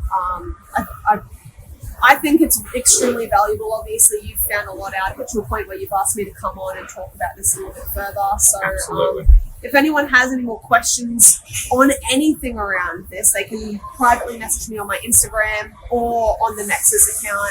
I handle both of those for the most part as well. So you'll at least be in contact with me. And obviously I do one-on-one coaching, group coaching, all that sort of stuff too. So a lot of different things kind of happening within our business to help people through a lot of different things with life.